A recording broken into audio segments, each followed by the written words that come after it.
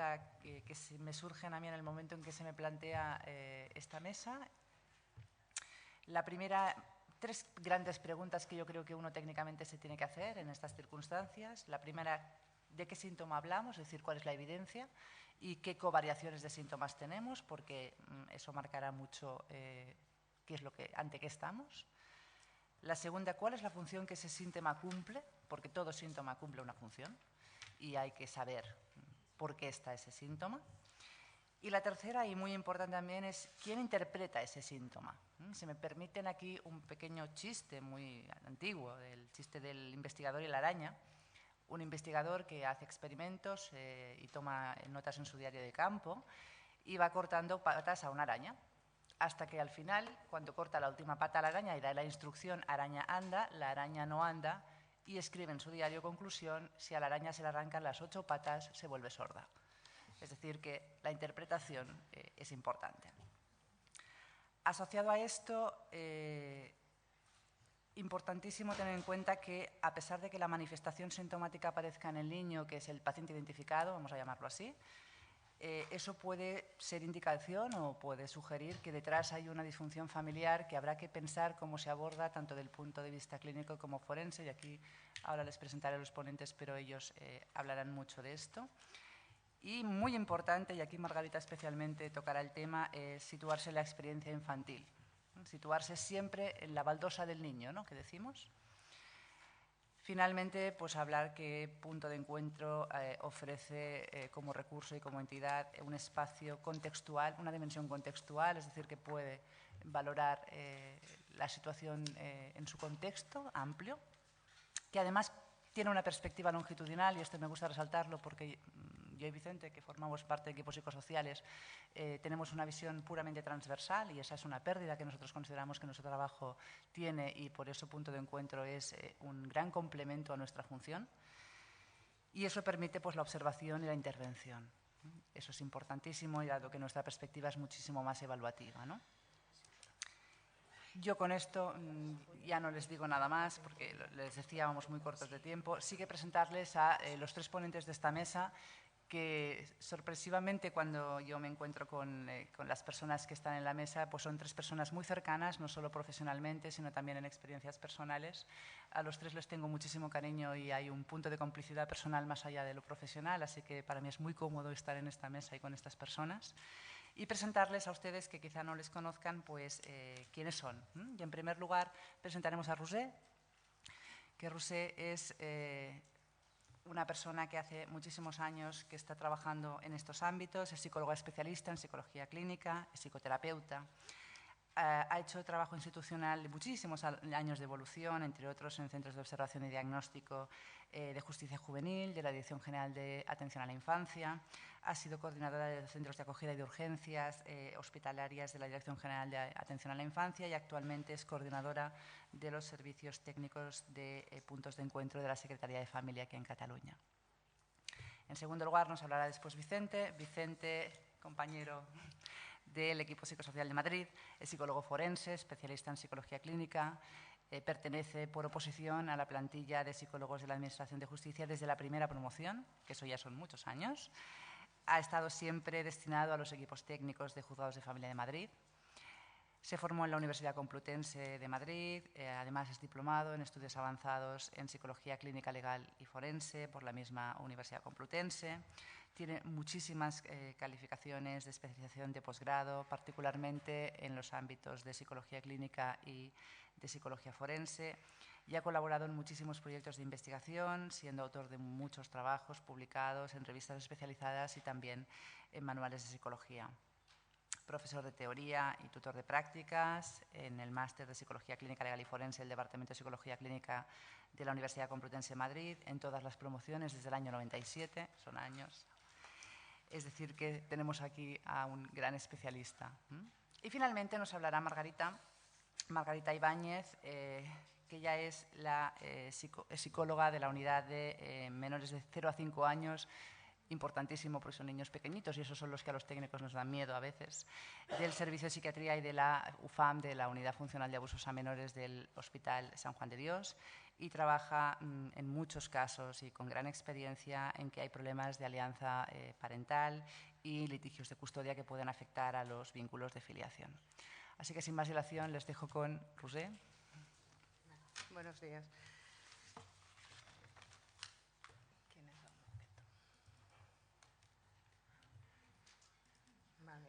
Los servicios técnicos de puntos de encuentro surgieron de la necesidad de atender a aquellos menores que veían en riesgo la continuidad de las visitas con el progenitor no custodio en casos de divorcio o separación de los padres.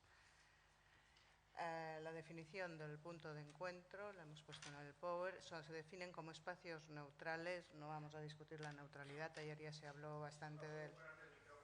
Sí. ¿Está obert? Sí, ¿no? Sí. Los servicios técnicos se han definido como espacios neutrales, transitorios, para atender la problemática que surge en el cumplimiento del régimen de visitas de los hijos en casos de divorcio o separación y de niños tutelados por la Administración con el fin de asegurar la protección del menor. Partiendo de la base de que los niños necesitan a sus padres como figuras de referencia, obvio decir que los casos que han de ser atendidos en un servicio técnico de punto de trobada son el exponente claro de procesos de ruptura familiar que no han podido ser resueltos en forma adecuada. Cualesquiera que sean las diversas problemáticas que hayan podido originar la separación de los padres, su no resolución se halla en la base de un conflicto que se perpetuará y crecerá con el paso del tiempo, repercutiendo negativamente en todos los miembros de la unidad familiar si no se interviene de forma adecuada. Cuando estos conflictos revierten en la imposibilidad que las visitas se realicen en forma autónoma, nos encontramos ante una situación grave, ante la cual cabe intervenir con los recursos pertinentes, ya que, repito, los padres no han podido preservar a sus hijos de los conflictos existentes entre ellos como adultos. Es en este contexto que debe situarse la intervención del Servicio Técnico de Punt de Trobada, la cual debe o debería ser paralela a otras intervenciones terapéuticas, las que se valoren adecuadas a cada núcleo familiar en función de la problemática preexistente, con el fin de restablecer un equilibrio perdido con la desestabilización familiar. En las visitas y en cualquier otro momento de la intervención del servicio se escenifican conflictos familiares no resueltos. Se expresan en conductas, actitudes, verbalizaciones del niño y de los padres. A menudo, las problemáticas que se escenifican en los servicios técnicos de punt de trobada son de tal magnitud que no pueden ser resueltas exclusivamente desde la intervención profesional específica de este servicio.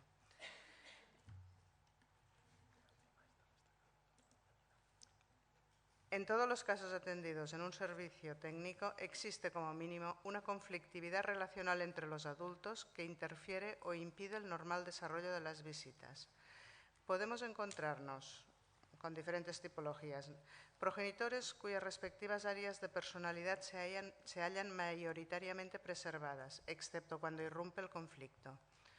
Progenitores con patologías no diagnosticadas o con conductas de riesgo que han pasado desapercibidas y a veces incluso han sido deliberadamente escondidas.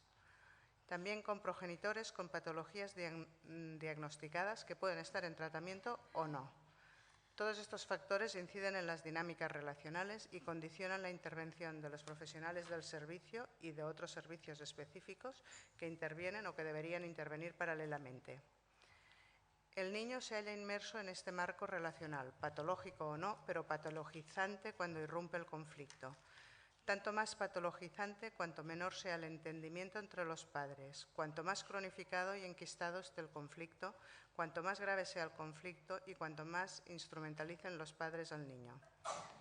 Si al conflicto relacional se añade patología, diagnosticada o no, de alguno de los adultos y o del propio niño, más grave es el conflicto y más difícil su abordaje. Se requerirá mayor precisión para detectar las posibles interferencias sobreañadidas de estas patologías en la relación y, sobre todo, para planificar y analizar la intervención de los profesionales del servicio técnico a lo largo de todo el proceso. Aunque la relación entre los padres se rompa o finalice con la separación, esta relación no se puede romper en todo aquello que hace referencia a los hijos. Las decisiones que afectan a los hijos deben ser tomadas por ambos progenitores. Los niños, ante la situación de ruptura de los padres, desean ante todo restablecer el equilibrio perdido. Desean que los padres vuelvan a vivir juntos. Sus deseos, inviables, se dan en un marco en que los padres, inmersos en su particular dinámica relacional litigante, también ven mermadas sus capacidades de atender las necesidades de sus hijos. Dependiendo del grado en que los padres queden atrapados en su propia problemática relacional, el espacio que estos pueden dedicar a sus hijos puede ser más o menos restringidos. En esta situación, la lucha del niño por recuperar la unión entre sus padres es inviable, pero ello no debería ser obstáculo para que los hijos conserven las figuras parentales y lucharán para conservarlas. Los sentimientos de culpa ante la ruptura de los padres se dan siempre. Corresponde a los adultos ayudarles a diferenciar, ayudarles a que no se sientan culpables de esta ruptura. Pero demasiado a menudo los adultos, consciente o inconscientemente, instrumentalizan a sus hijos, les colocan en situación de conflicto de lealtades y les obligan implícita o explícitamente a elegir entre uno de los dos. El niño no puede hablar abiertamente de sus sentimientos, de sus vivencias, de sus problemas, etc., con sus progenitores. Se rompe el vínculo de confianza y se reorganiza como puede a costa de sobreesfuerzo y de mantener un equilibrio precario. El niño se ve obligado a efectuar un ejercicio de equilibrio que a menudo puede superar sus capacidades. Se queda colocado en situación de conflicto de lealtades, se genera una ansiedad importante que afecta a diferentes áreas de su vida. La separación es de por sí desestabilizante, genera ansiedad. Los efectos serán mayores o menores dependiendo de cómo evolucione el conflicto entre los padres. Puede influir en el rendimiento intelectual. En el área, esto lo voy a pasar más rápido, en el rendimiento intelectual puede afectar al área relacional, no solo al área relacional hacia iguales, sino también a sus propios padres y familia extensa. En el área conductual pueden aparecer conductas de rebeldía, pueden aparecer conductas de inhibición, de oposición, puede generar sentimientos depresivos y puede generar, cuando la angustia ya no se puede metabolizar, puede generar somatizaciones.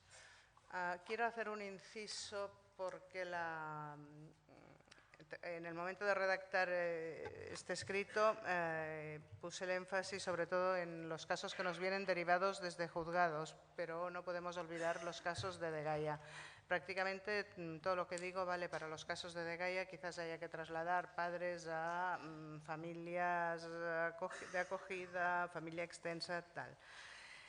Sí quiero, respecto a lo que son sentimientos depresivos y sentimientos de inhibición o conductas de inhibición, señalar que en un estudio sobre malos tratos graves que se hizo en la Degaia, se confirmó que los niños que presentaban conductas activas de oposición y de rebeldía se hallaban en una fase inicial del maltrato. Los niños que estaban seriamente maltratados y de una forma mucho más crónica presentaban conductas ya de inhibición, de sumisión, de aceptación del maltrato. ¿Para qué sirve quejarse? Con lo cual es un punto muy importante a tener en cuenta en cuanto nos encontremos con un niño, venga de juzgado o venga de la administración, en posible situación de maltrato. El niño a veces también se ve abocado, porque tiene que enfrentar una situación que no es la que le toca por edad, a adoptar conductas hipermaduras. Si el niño puede mantener la relación con cada uno de sus padres de forma positiva y autónoma, sin interferencias, los efectos de la crisis producida por la separación existen, pero son menores y pueden readaptarse a la situación nueva con menos dificultades. Es importantísimo que los progenitores aprendan y puedan separar su problemática como adultos, poner la mirada en el niño como persona y dejar de involucrarle en su particular pugna. En estos casos el trabajo es más viable. Dentro de este trabajo cabe poner énfasis en la necesidad que el niño pueda pueda recuperar y reconstruir su propia historia, la cual en demasiadas ocasiones se halla distorsionada por las interferencias parentales y los mensajes deformadores que recibe, a veces insistentemente por parte de los adultos. El trabajo del Servicio Técnico de Punt de Trobada debe constituir un eslabón más, conjugado e integrado dentro de un programa de intervención familiar y personal global que debería darse en estas familias o en cada uno de sus miembros y en el cual pueden o podrían estar involucrados varios servicios, dependiendo de las características y de la gravedad de la problemática existente o subyacente.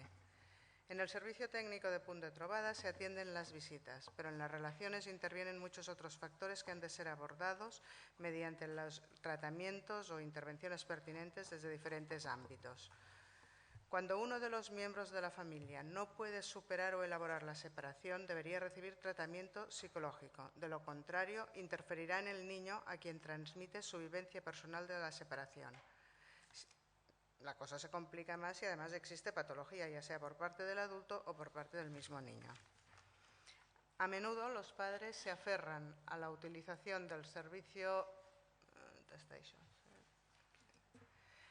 A menudo los padres se aferran a la utilización del Servicio Técnico de Punt de Trobada como un espacio que proporciona seguridad, cronificando así aspectos resolubles y perpetuando situaciones que pueden ser dañinas para el niño. Igualmente pueden aferrarse a los diferentes servicios intervinientes para ponerlos al servicio de su particular vivencia de la separación. Los casos que se atienden en estos servicios presentan diferentes grados de complejidad. Los profesionales deben valorar las diferentes manifestaciones del conflicto existente en función de la historia de cada niño, que debe ser explorada, y en función del cuadro relacional familiar. También hay que explorar si hay patologías. En todos los casos que se atienden en los servicios técnicos de Punt de Trobada existe o bien el convencimiento por parte de uno de los progenitores de que hay una situación de riesgo para el menor si las visitas se realizan en forma autónoma, o bien una situación de riesgo real, fundamentada en diversos indicadores, patología, maltrato, consumo, etc. Así nos encontramos con casos con falta de habilidades parentales. Casos de falta de habilidades parentales, casos con grupos de hermanos en los cuales uno acepta la visita y el otro se opone, casos en que además del conflicto relacional existe patología, casos en que el conflicto entre los progenitores ocupa un primer plano hasta el punto de anular al niño. Aquí se dan los casos de instrumentalización, casos de filiación. En estos casos puede haber un rechazo activo del reconocimiento de la existencia de un padre o puede ser que la madre haya establecido una nueva relación de pareja que ha asumido un rol parental. Entonces el tema se complica. Atendemos casos de visitas con familia extensa especialmente difíciles cuando un progenitor murió. Casos de maltrato hacia el niño y casos de violencia sobre la mujer. Salto esta enumeración para centrarme luego en la sintomatología del niño. O sea, se puede entender que el niño inmerso en todo este marasmo no lo tiene fácil. Las expectativas de los progenitores, repito, es que el servei refuerce su propia postura personal. Es función de los profesionales ponerse en el lugar y al lado del niño y trabajar para que la mirada de los progenitores se ponga en el niño con el fin de poder reconstruir un espacio relacional dañado, tratando de apartar la mirada de los progenitores de su conflicto personal y crear un espacio en el que tenga cabida su hijo. Esto no es fácil. Los conflictos existentes entre los adultos se escenifican durante la realización de las visitas en diferentes formas. Cuando aparecen conductas disruptivas por parte de un progenitor no custodio debido a, falta de habilidades parentales, la intervención del profesional debe ser inmediata y es clave. El niño tiene que sentirse protegido. Hay que trabajar para recuperar los aspectos positivos de la figura parental, trabajar para que el progenitor custodio pueda aceptar los cambios que se constatan en el progenitor no custodio y situarse al lado del niño. Angustia manifiesta del niño ante las visitas, que puede llegar a incrementarse hasta imposibilitarlas o bien ir disminuyendo durante su transcurso. En los casos en que la situación evoluciona positivamente, hay que hacer un trabajo con el no custodio para que lo vaya aceptando. Pero a menudo en la siguiente visita el niño vuelve con una conducta reforzada de oposición, que en el mejor de los casos puede ir disminuyendo progresivamente. Estem fora de temps, em diuen. Puc fer 5 minuts? Bueno, vaig ràpid. Si no, luego me preguntáis, ya está. Bueno, también hay los casos en que el progenitor no custodio no acude o acude de forma sistemática e irregular. Esto crea mucho sufrimiento en el niño. Pueden aparecer somatizaciones, pueden aparecer sentimientos de abandono, caso frecuente cuando los progenitores no custodios largamente ausentes no se han interesado por sus hijos. Hay que analizar las causas y ver cómo se puede trabajar este tema. Los casos de filiación en que la introducción de la figura del progenitor no custodio es difícil. Estos casos son muy difíciles porque las madres obstaculizan o suelen obstaculizar activamente la presencia o la recuperación de esta figura y el servei técnico no puede trabajar en un caso partiendo del engaño. Muchas veces hay que reenviar el caso al juzgado. Sentimientos de maltrato o abandono inducido. En el progenitor se intenta desvirtuar la imagen del progenitor no custodio hasta hacerla inservible. Casos de maltrato. Toda la sintomatología que vemos en el servei tècnic de punt de trobada ha de ser analizada e interpretada y se ha de comunicar al juzgado. Vale. Es que claro. A ver dónde andamos. Bueno, los instrumentos técnicos que el servei técnic utiliza durante su intervención son entrevistas iniciales con adultos y con niño por separado, intervención antes, durante y después de las visitas, observación de cómo el niño se vincula, se desvincula, se revincula con el otro progenitor y vuelve a desvincularse, entrevistas con adultos y niños o niños durante todo el trabajo del PUN, coordinación con los organismos derivantes, muy importante para el seguimiento de casos y necesidad de respuestas ágiles. También es importante que el servei pueda disponer del máximo de información. En los casos de Dgaia es fácil disponer de esta información o es más fácil. En los casos provenientes de juzgado realmente nos encontramos con déficits importantes. Coordinación con los servicios intervinientes, SATAF, los equipos de juzgados y salud mental infanto-juvenil. Derivación a los recursos de la red pública, elaboración de informes, declaraciones judiciales y a nivel interno, trabajo en equipo, supervisión, formación. Bueno, a modo de conclusión, los servicios técnicos tienen un marcado carácter técnico, lejos de la simple cesión del espacio o de garantizar la seguridad del niño. A menudo es una anécdota, hace tiempo que no la oímos, pero se nos confunde con la policía o con el Chiqui Park. Todos los aspectos señalados ponen de relieve la importancia del trabajo técnico a realizar en el servei, el cual nunca debería darse aisladamente, sino que tiene que formar parte de una intervención global.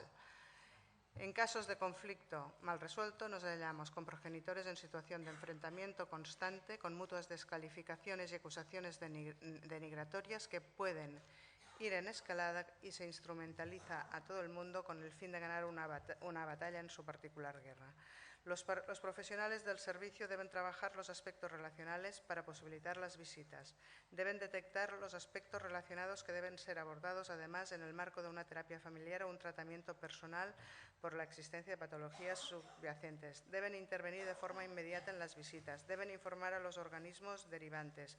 Deben comunicar al juzgado o a la administración los casos de imposible intervención, casos en que forzar la intervención solo revertiría en un incremento del conflicto, en la cronificación del caso, a menos que se efectúen intervenciones complementarias o paralelos.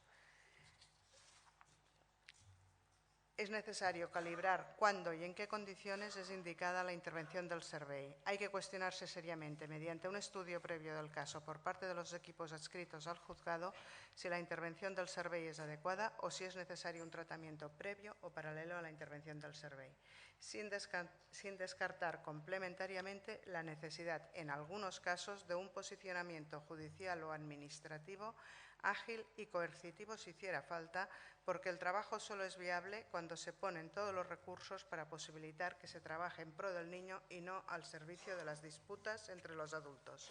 Muchas gracias.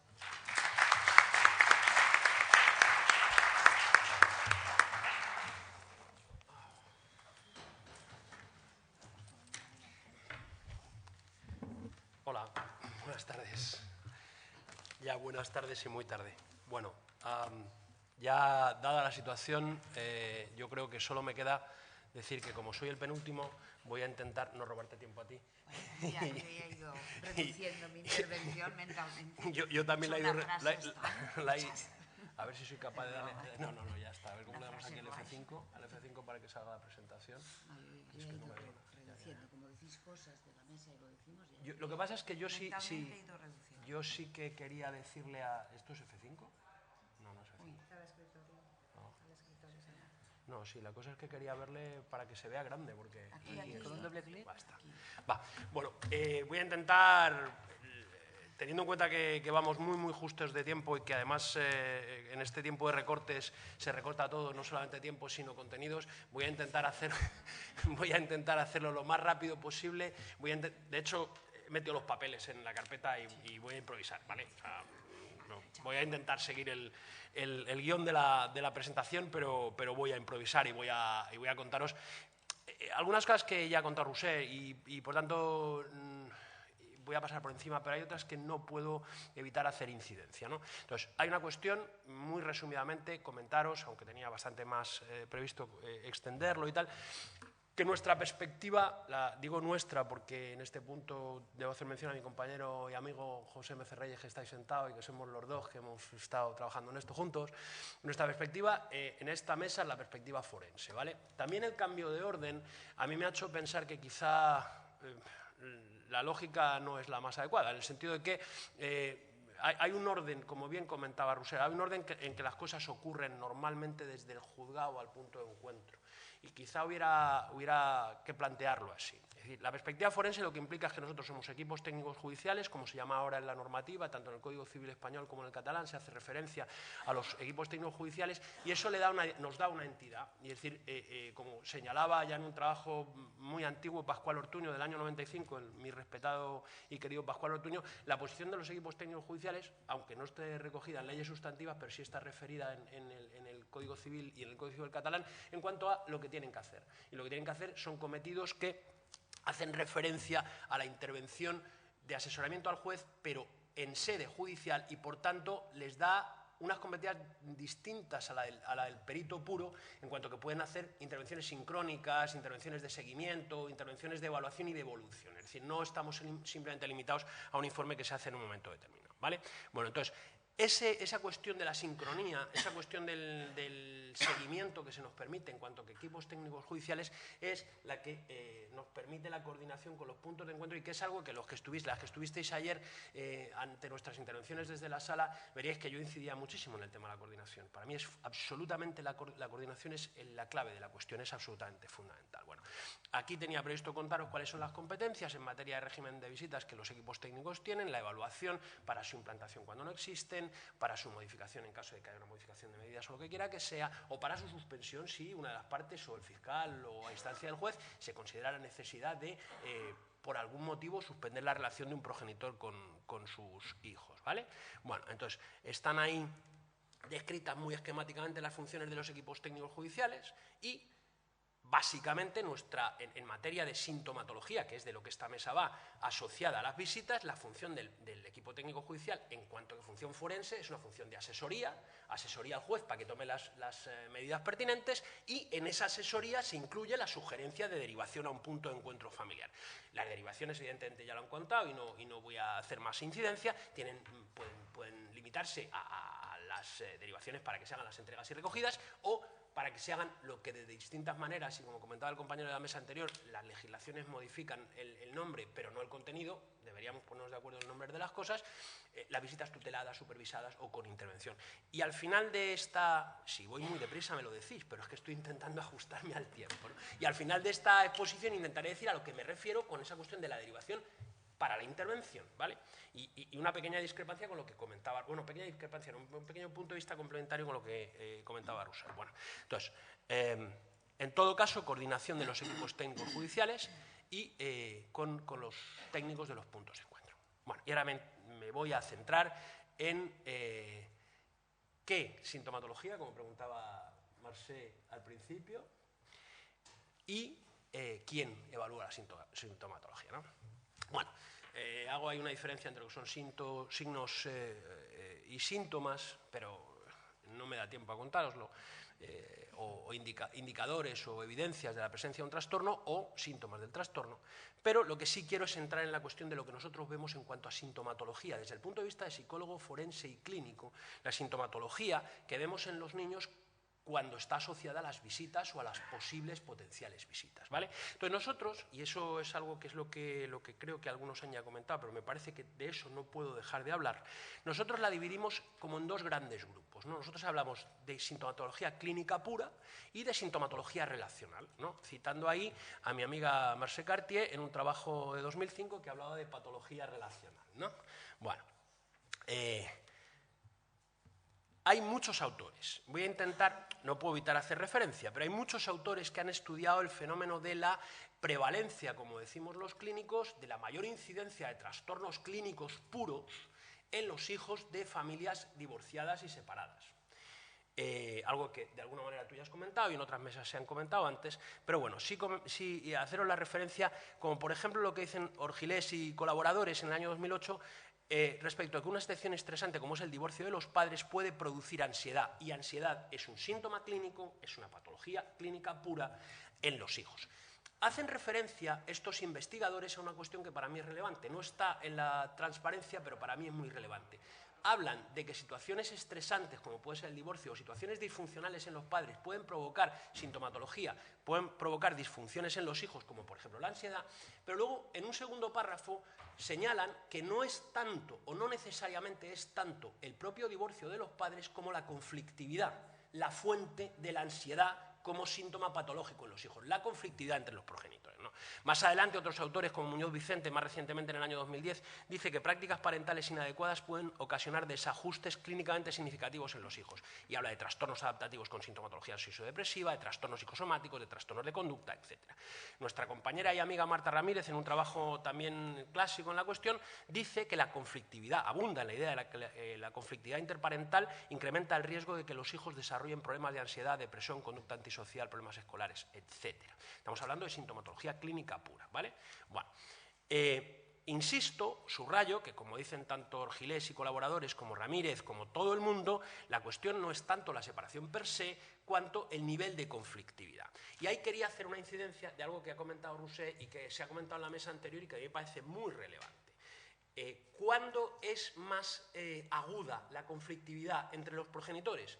Pues en todos los procedimientos de divorcio hay un nivel más o menos alto de conflictividad, pero la conflictividad extrema aparece en los casos de violencia de género. La conflictividad extrema es la manifestación de violencia pura y dura. Entonces, sí que quiero señalar un trabajo de Laura Sensi en relación con los hijos de matrimonios en situación de violencia de género, que son los que son candidatos a mayor exposición a la situación estresante que supone la ruptura de los padres. Pero no solo eso, es decir, habla de que los hijos de matrimonios o de parejas en esa situación son más probablemente víctimas de la violencia directamente, pero que además la exposición a la violencia contra su madre, generalmente contra su madre, también genera en ellos síntomas como cansancio, alteraciones en el sueño, ansiedad, terrores nocturnos, enuresis, depresión. Es decir, esta sintomatología clínica de la que estoy hablando aparece en relación con la conflictividad.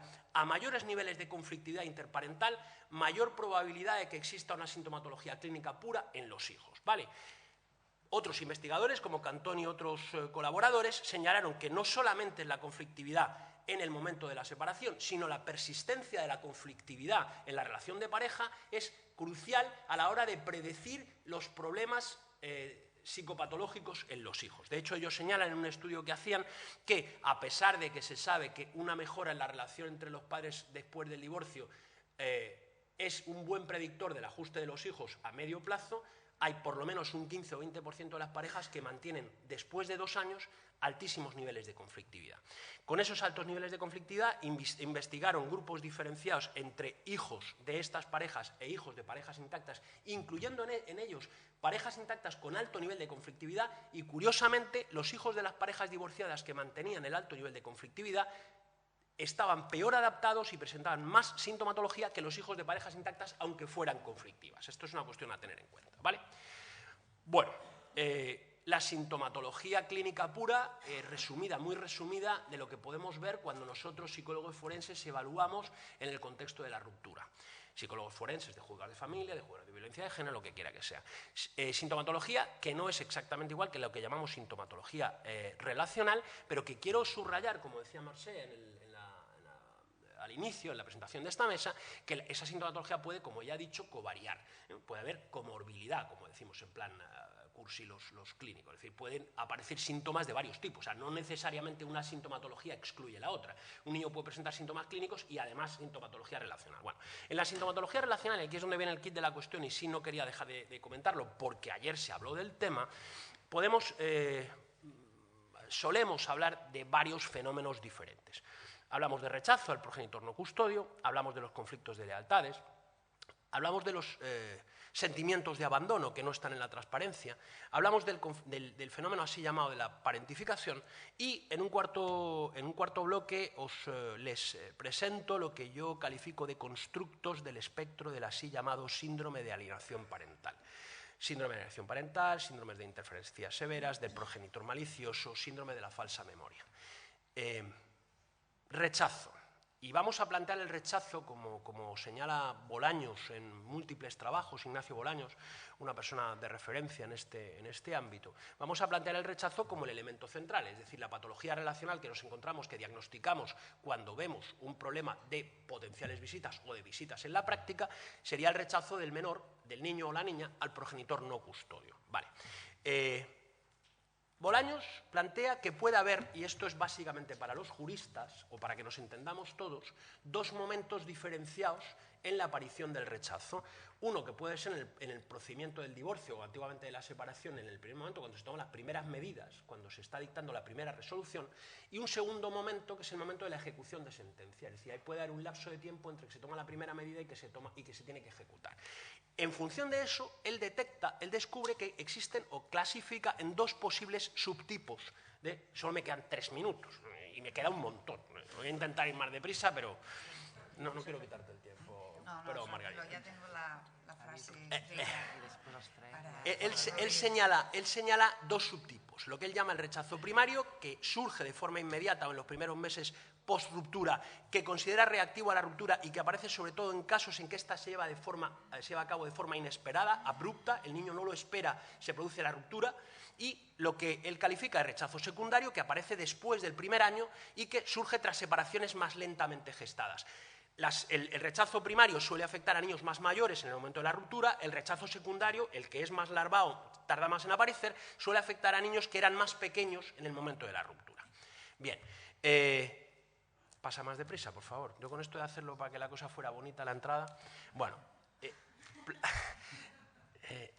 al mismo tiempo que clasifica en los 2 momentos de eclosión del trastorno, habla de distintos niveles. El rechazo leve, donde hay expresión de algunos signos de desagrado, pero no hay evitación del niño a ver al progenitor. El rechazo moderado, donde hay expresión del deseo de no verle, pero la relación se mantiene porque se siente obligado, hasta el rechazo que él califica de severo, el más severo, donde existe negación de afecto, evitación, generalización a otras personas del entorno, y donde en algunos casos aparece sintomatología fóbica, y es lo que comentábamos el día que preparábamos esto, sintomatología fóbica o sintomatología psicosomática asociada. Es decir, como veis, vuelve a aparecer el momento en que síntomas relacionales pueden ir asociados a síntomas clínicos puros, y es una cuestión importante a tener en cuenta. Bueno, Junto al término rechazo, o quizás en su origen, aparecen otros fenómenos. El fenómeno del sentimiento de abandono, que no quiero dejar de hablar. El niño se siente abandonado, probablemente piensa que sus padres, por el hecho de separarse, han dejado de quererle a él. Conflictos de lealtades, que define nuestra compañera y amiga Marta Ramírez como la equivalencia a creer que la separación entre los padres les plantea a ellos la disyuntiva de elegir entre unos, y el niño se ve en un auténtico conflicto de decisión. O el fenómeno que está descrito por un autor que se llama Musetto en el año 1980 y que retoma Marta y cita muy a menudo, de la parentificación. Generalmente aparecen progenitores con menos apoyos sociales o con menos percepción de capacidad de ajuste social propia, donde ellos lo que hacen es volcarse en el hijo, sobreapoyarse en el hijo, y esto genera en el hijo un fenómeno muy patologizante, en el cual el hijo protege al progenitor que considera débil, es decir, hace función de padre. Por eso se llama parentificación. Estas patologías relacionales aparecen con cierta frecuencia. Y lo que yo llamo otra sintomatología relacional, y que casi fuera de tiempo os tengo que decir que se ha mencionado y que para mí es muy importante. El así llamado síndrome de alienación parental, ¿vale? Que es el que ocupa el lugar preeminente en esto. Y subrayo el así llamado, y lo digo siempre, no porque lo diga yo, sino porque esto está en la declaración de la American Psychological Association del año 2008, que hace referencia a este así llamado síndrome de esa manera, de so-called tal. Bueno, entonces, definido por su autor como una alteración que aparece en el contexto del divorcio, en la que el niño desprecia y critica a uno de sus progenitores cuando tal valoración negativa está injustificada o es exagerada, en el SAP un progenitor programa mentalmente al hijo para que rechace al otro. Te pido 2 minutos, ¿vale? Porque quiero terminar esto, si no te importa. A ver, bueno, entonces luego variaciones sobre el SAP dentro de los mismos autores, el propio Garner y otros, hablan del síndrome del progenitor malicioso. El autor original de este así llamado síndrome, además era un machista de cuidado, y lo llamó el síndrome de la madre maliciosa, Ira Turcat. Eran solo las madres maliciosas. Luego ya cambió el chip y lo llamó el del progenitor malicioso. El síndrome de la interferencia severa, donde incluyen fenómenos graves, es decir, un fenómeno superagudo de la cuestión, donde habría ya casi efectos delictuales, donde los hijos pueden llegar a agredir físicamente a los padres. Y el síndrome de la falsa memoria, que también aparece en la literatura del famoso Garner, que hace referencia a un fenómeno de aparición tardía, según él, en el cual personas que no habían sufrido ningún abuso sexual en la edad adulta dicen que lo sufrieron porque su padre les había agredido, y que él asocia con el tema del así llamado síndrome. Bueno, el constructo no está reconocido por ninguna de las asociaciones científicas internacionales. Ni la OMS ni la APA reconocen el así llamado síndrome como un síndrome médico, ¿vale? Como un síndrome clínico. A ver, numerosos profesionales en España también se han opuesto, no a título particular. La Asociación Española de Neuropsiquiatría tiene un extenso editorial en el número 102 de su revista, donde hace un análisis desmontando la virtualidad científica del síndrome en cuestión. Y no lo voy a decir, pero el Consejo General del Poder Judicial os ha dicho a los magistrados que el síndrome no tiene base médica como entidad, ni clínica, ni tampoco base psicológica, y por tanto no se debe utilizar. Por último, en relación a esto, deciros que una persona nada sospechosa de ser contraria al síndrome de alienación parental desde un punto de vista ideológico, como es el propio Ignacio Bolaños, que fue el que introdujo la denominación en este país en su tesis doctoral, que es la más citada al respecto del así llamado síndrome, muy recientemente ha dicho 2 frases que no quiero dejar de deciros. La psicología ya no puede amparar un constructo que no solo no contribuye a entender y mejorar las condiciones psicosociales de las relaciones familiares, sino que al contrario promueve la confrontación y la escalada de los conflictos en el ámbito judicial. El propio concepto SAP es alienante para los que creen que lo sufren e invalida habitualmente las condiciones de cambio posibles. El SAP no debería utilizarse en ningún caso como diagnóstico forense que pueda amparar medidas judiciales basadas en el mismo.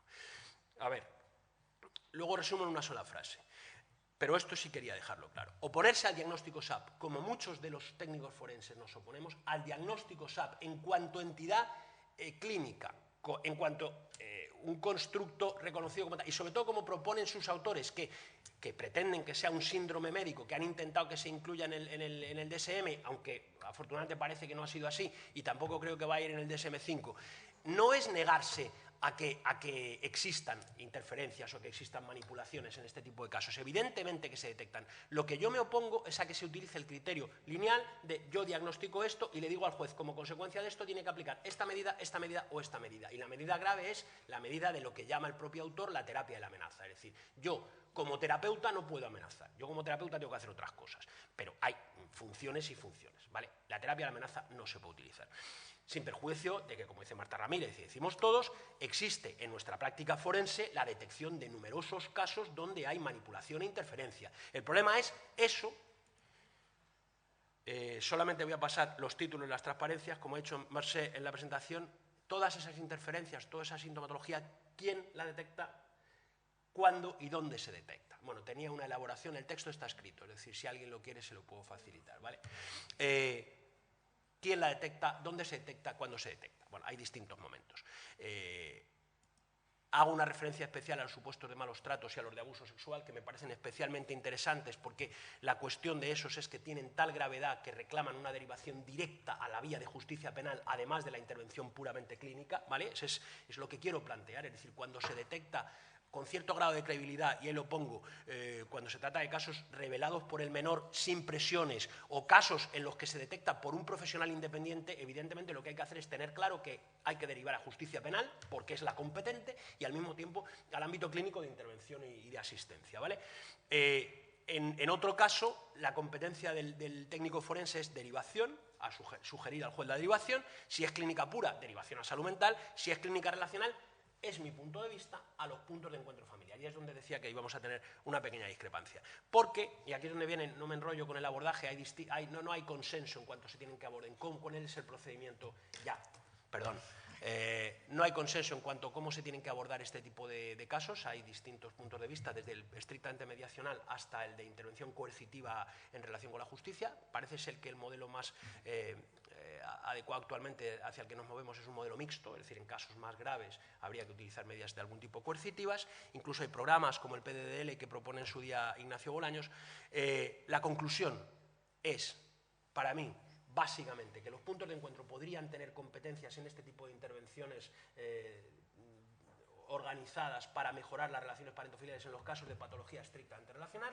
Creo que podrían ampliar sus competencias con contenidos de este tipo, y que lo que yo estoy reclamando desde hace muchos años, y ayer lo dije muchas veces y lo digo ahora y concluyo, es que entiendo, como dice el propio Consejo General del Poder Judicial en esa conclusión que tenía ahí, en casos de violencia de género, pero que yo creo que es extensible a todos los casos que tengan que ver con relaciones parentofiliales, es que debe haber una coordinación entre todos los equipos intervinientes, absolutamente todos. Los equipos de asistencia social, los equipos de servicios sociales de base, los equipos asistenciales de otra índole, los equipos técnicos forenses o equipos técnicos judiciales, los puntos de encuentro familiar, las unidades de valoración forense integral de violencia de género. Todos esos equipos deberían formar parte de una única unidad, coordinados cada uno con sus competencias, y unas competencias de intervención en materia relacional yo creo que estarían en los PERS muy bien ubicadas, y la intervención clínica en la patología pura en los servicios de salud mental.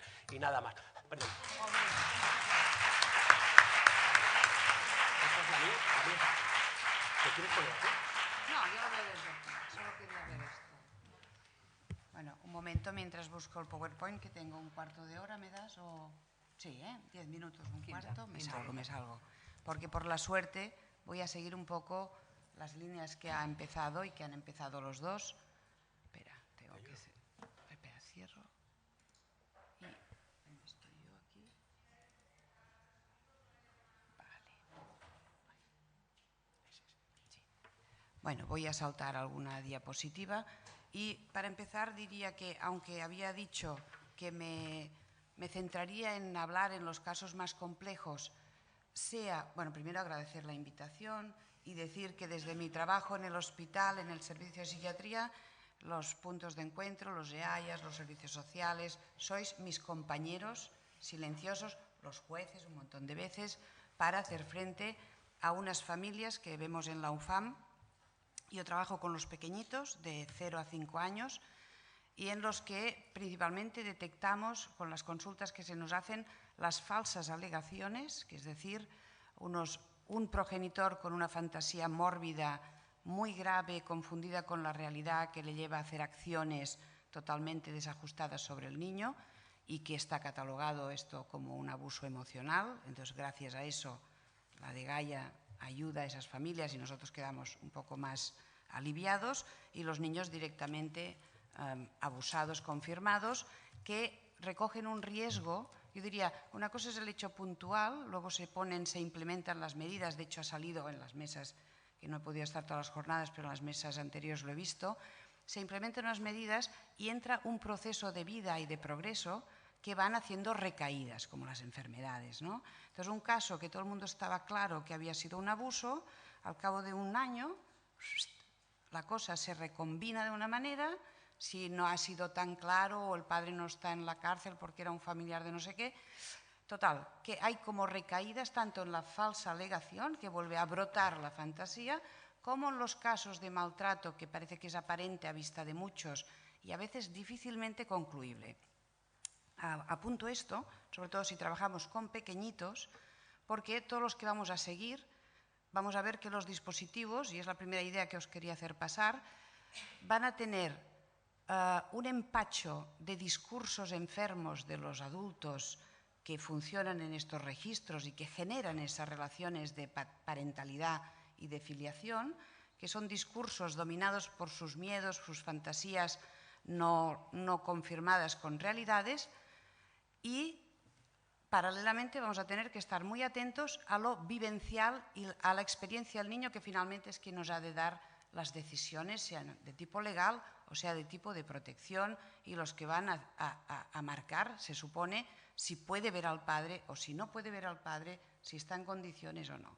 Diría que esta sería, con esas poblaciones que ya veis, otro ponente ha dicho que bueno, todos tenemos casos de aquellos incomprensibles, cronificados, que 7 servicios han dicho que no había abuso y aún te lo preguntan al cabo de 4 años, ¿no? Que es lo natural. Yo creo que eso, viniendo de la clínica, yo diría, hemos de pensar que son poblaciones que justamente tienen una especie de confusión con la realidad y una fuerza de sugestión y manipulativa de todos los equipos y los profesionales que van encontrando compleja de manejar. O sea, que lo mejor es asumir la situación y no considerar que no lo sabemos hacer, ¿no? Entonces, bueno, ahí ya lo habéis hablado, los derechos, el mayor interés. Aquí yo partiría de lo que serían las falsas alegaciones o lo que serían las discordias graves entre los dos padres, retomando tu último trozo de charla, cuando los vemos nosotros a los niños muy pequeños o me preguntan. Y aquí querría poner el acento desde la clínica, la importancia para nosotros de la ley. Es decir, nosotros clínicamente podemos trabajar con esas familias siempre y cuando haya o protección de los menores o haya un juez que ha dictado que aquello ha de pasar de esta manera o de la otra, porque son familias faltadas de ley, fundamentalmente por sus dificultades. Así que para nosotros estamos muy a favor de estos dispositivos. En este punto, las herramientas legales para cuando hay tanto problemática en un divorcio que los padres no pueden asegurar su mínima alianza parental, voy a intentar puntualizar los conceptos básicos o las funciones básicas del desarrollo de un niño pequeño, de un adulto cuando se convierte en padre y de una pareja cuando engendra un hijo, ¿vale? Y esos serían un poco los puntos que quiero transmitir. Y en este sentido el punto de encuentro es otro elemento importante para momentos de duda, momentos de observación, desde mi óptica, ¿eh? Esta es un poco compleja, pero nos resume.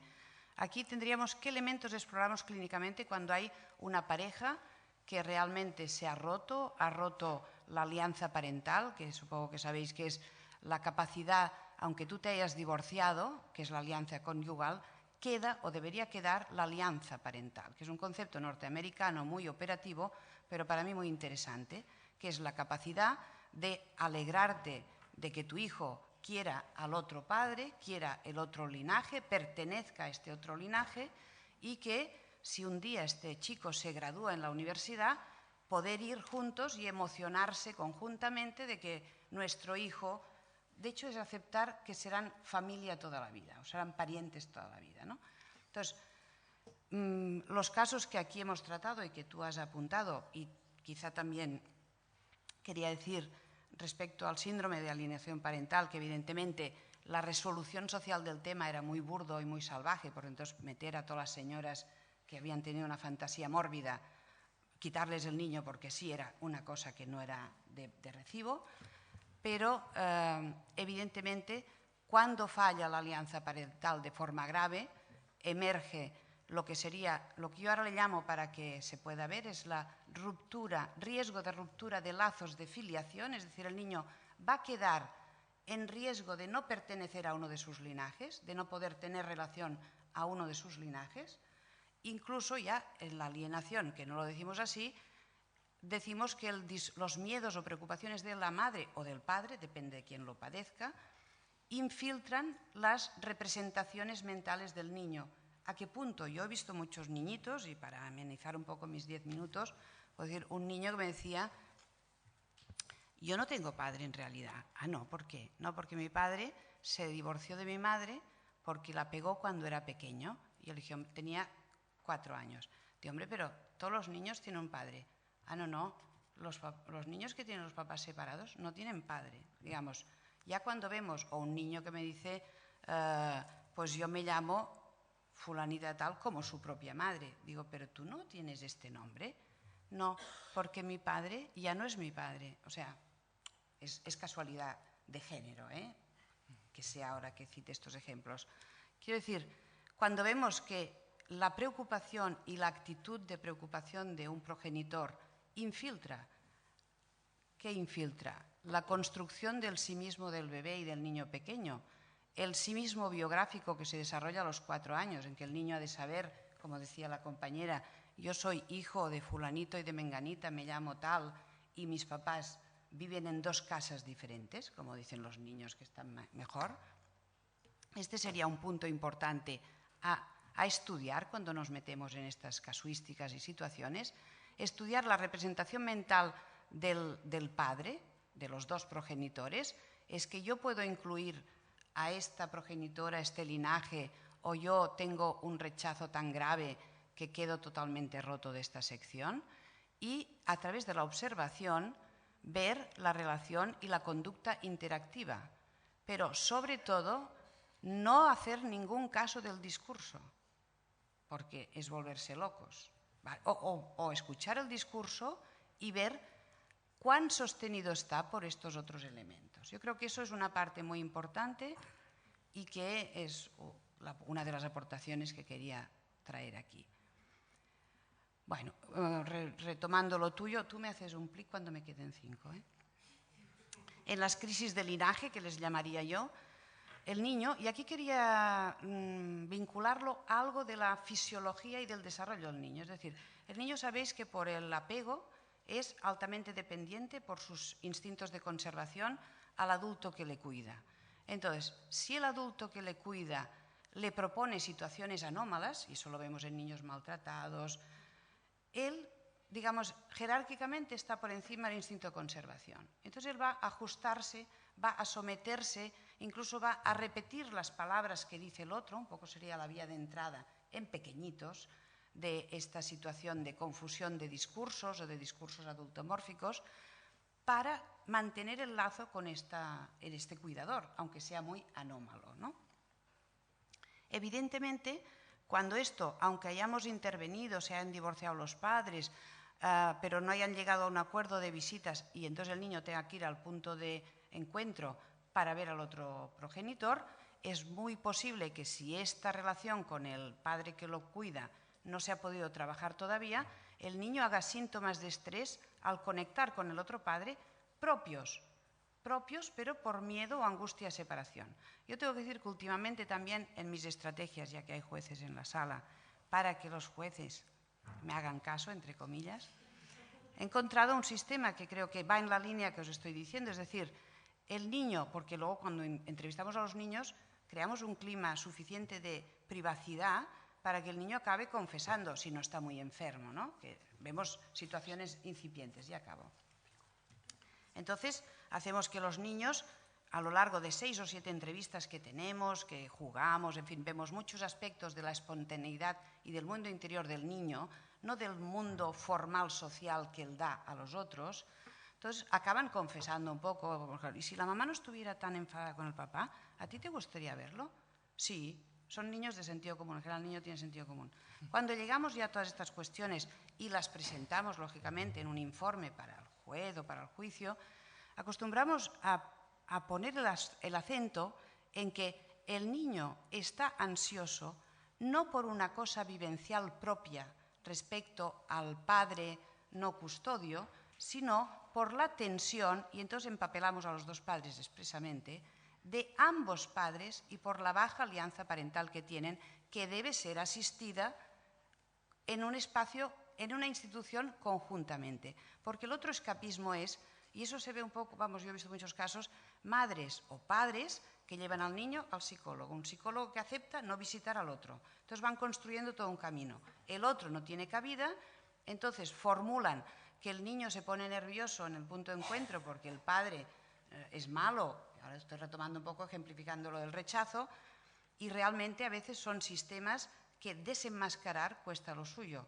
Sinceramente, pues ahora os he pasado un poco mis pequeñas estrategias, incluso para promover asistencias o para que los jueces nos ayuden también a contener las situaciones. Y creo que aquí yo lo doy por finalizado.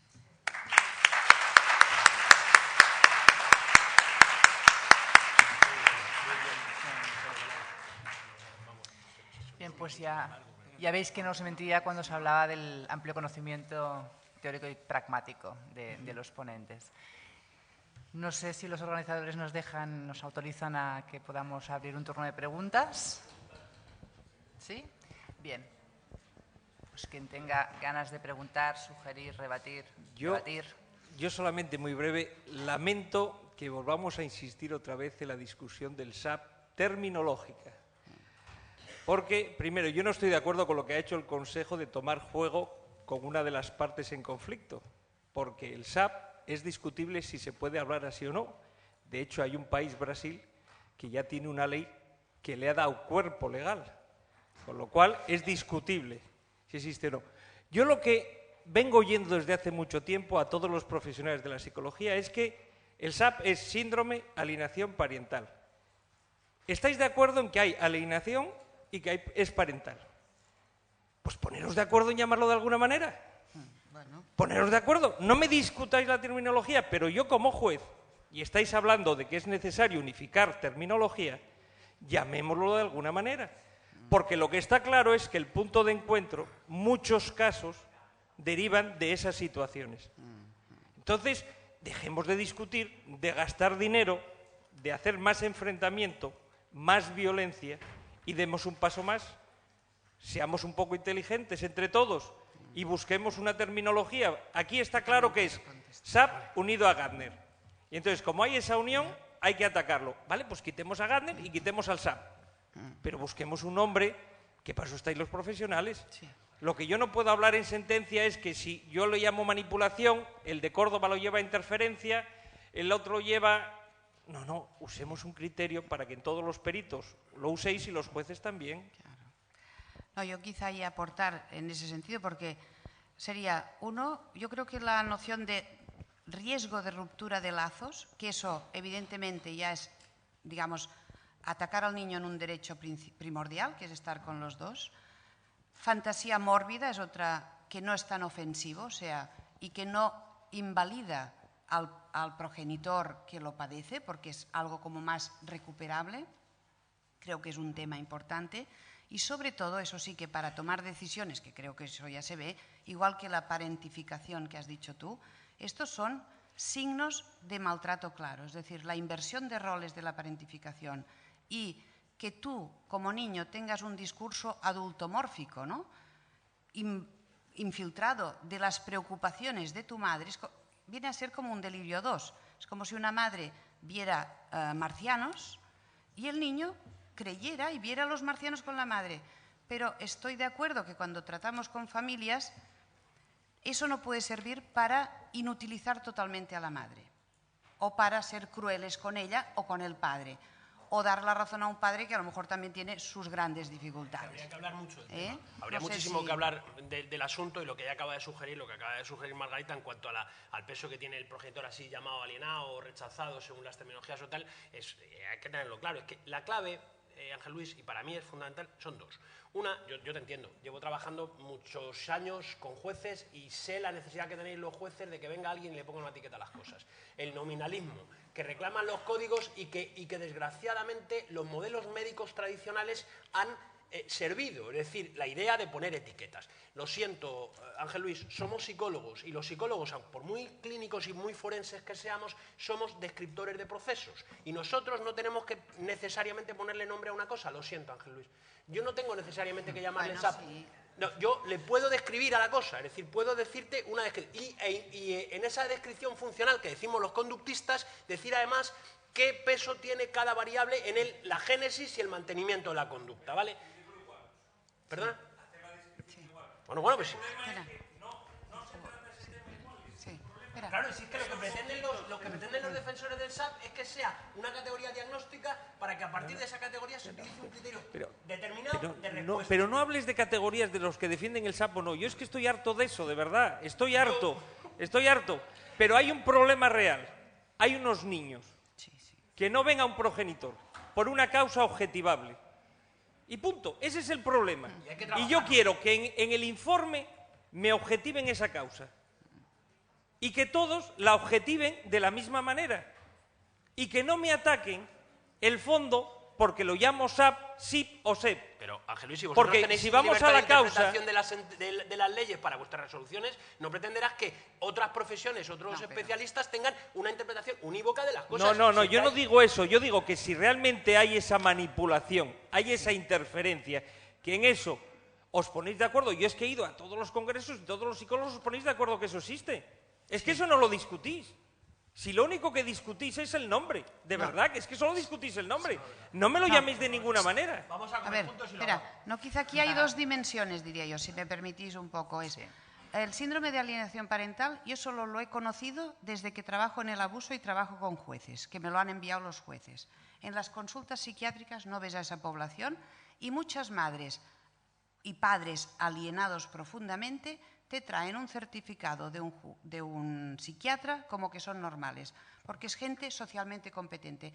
Yo creo que en este punto es lo que tiene importancia de la psicopatología precoz, que cada adulto tiene dos dimensiones, la social, adulta, incluso conyugal, y la de parentalidad. Y uno puede estar muy perturbado en la parentalidad y ser totalmente normal en lo otro. Entonces yo creo que ahí es por eso que los psiquiatras no apoyan este síndrome, porque no lo han visto en la mayoría de veces. Y yo preguntaba, a ver, como es algo, o sea, en general son madres o padres que fabulan cosas que no existen y los clínicos lo vemos, es ahí donde nos apoyamos. Dice que ha abusado del niño, pero realmente no hay signos, entonces vamos a lo que es la falsa alegación, la cosa mórbida. Yo considero que el niño tenga signos de que empieza a repetir un discurso de loro, sería como un poco más de gravedad la situación, pero que ya es suficiente decir que hay una falsa alegación de maltrato o una falsa alegación de negligencia que infiltra las representaciones o la actitud del niño. Es que igual no hace falta ir a una cosa, porque es maltrato, hay muchos datos que ya nos dan para hacer una acción de protección, ¿eh? No sé si esto sirve o no. Sí, es que es un maltrato. Es que esto estaría en el abuso emocional, en que una fantasía mórbida de un adulto hace hacer cosas extrañas hacia el niño. Por ejemplo, que no visite a su padre. Cuando su padre no hay ningún dato objetivo que haya hecho daño al niño. Eso corresponde con el abuso emocional. Claro. Lo que sucede es que estamos intentando pasar por lo clínico algo que no es clínico. Ese es el primer problema. Es decir, que si seguimos en esa línea, ni DSM, ni está, ni va a estar en la vida. Es que ni tiene que estar. O al menos esa es mi perspectiva. Yo tengo quizá una perspectiva más moderada. Contigo ya lo hemos discutido muchas veces. Pero yo creo que otro de los problemas principales es, hasta que no aprendamos a pensar en circular, no vamos a seguir teniendo un problema. O sea, yo cuando leo y escucho SAP, y la definición que a mí me dan es alguien manipula y hay un manipulado, ahí vamos mal. Eso no es así. Es decir, alguien puede inducir cosas, pero es que al otro lado la otra persona existe y no es un mueble, es decir, que también hace cosas, hay reacciones, y el propio niño hace unos filtros y tiene características temperamentales propias. Entonces, o pensamos así con todos los elementos, no, o mal lo eso tenemos. no estoy de acuerdo.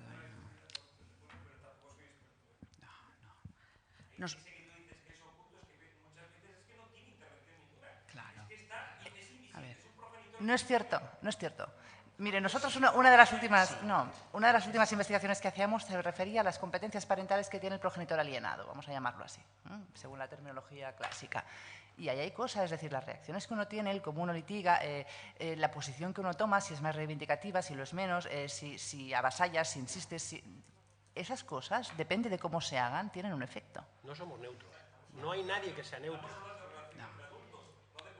No.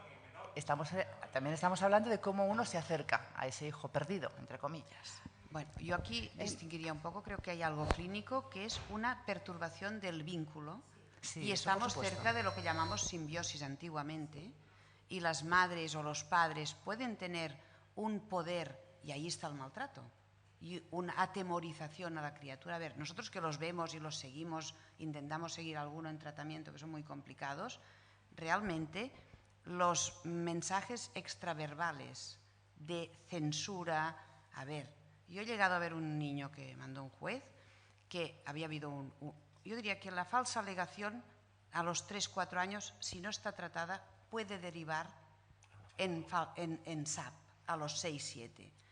Yo visitaba a un niño que el juez dijo que volviera a ver al padre porque se vio que no había nada, había estado 1 año sin ver al padre, y acordamos que lo veíamos padre y niño un día y madre y niño otro día.